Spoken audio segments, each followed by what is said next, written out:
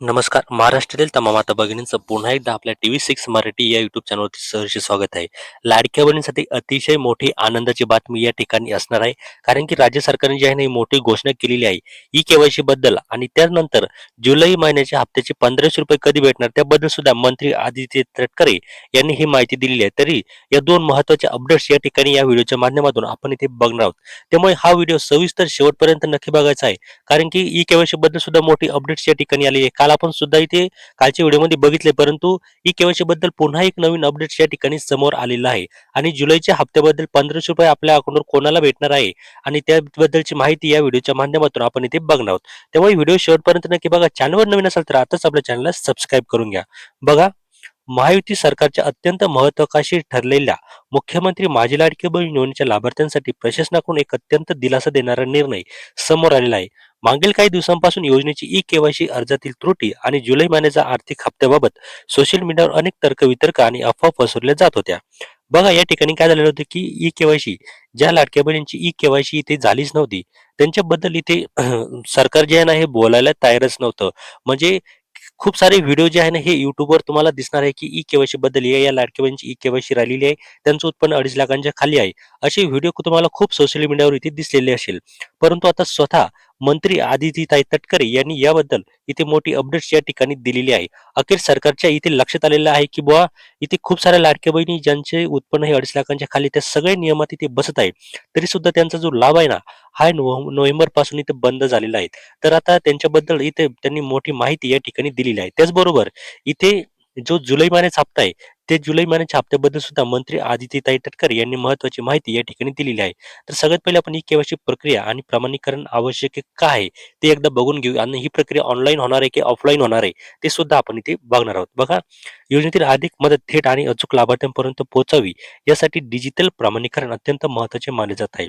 तटकरे यांनी स्पष्ट केलेलं आहे, की सरकारी निधीचा गैरवापर रोखणे, अपात्र अर्जदारांची ओळख पटवणे आणि संपूर्ण प्रक्रियेत पारदर्शकता आणणे या उद्देशाने आधार संलग्नीकरण व ई-के-वाय-सी करणे बंधनकारक करण्यात आलेले आहे.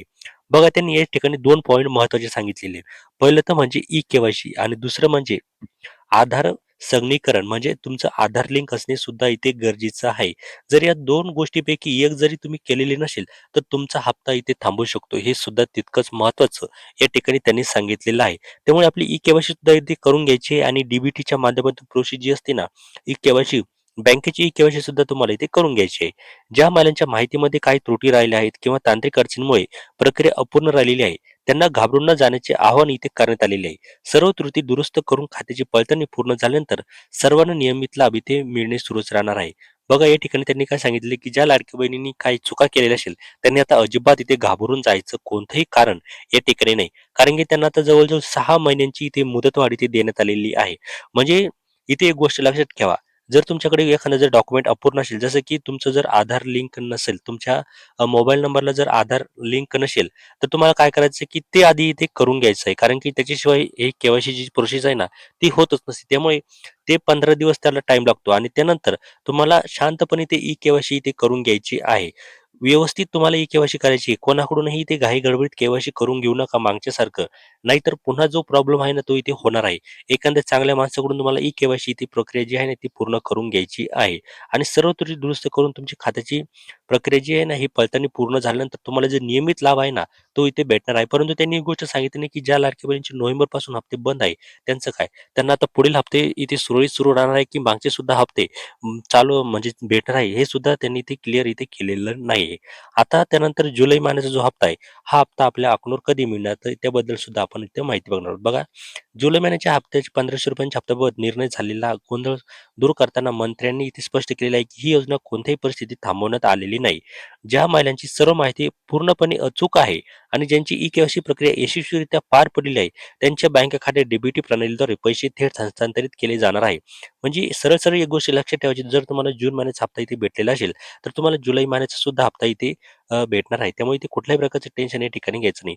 आता राहिली तारीख, आपण फक्त एक अंदाजित तारीख सांगू शकतो, की 15 ऑगस्टपर्यंत तुमच्या अकाउंटवरती हे जे जुलै महिन्याचे पैसे आहे ना, हे पडणार आहे. तुम्हाला यावर काय वाटतंय? तुमच्या काय प्रतिक्रिया आहेत? कमेंटच्या माध्यमातून नक्की कळवा. चॅनलवर नवीन असेल तर आता सबस्क्राईब करा. भेटूया एका पुढच्या नव्या व्हिडिओमध्ये. तोपर्यंत धन्यवाद.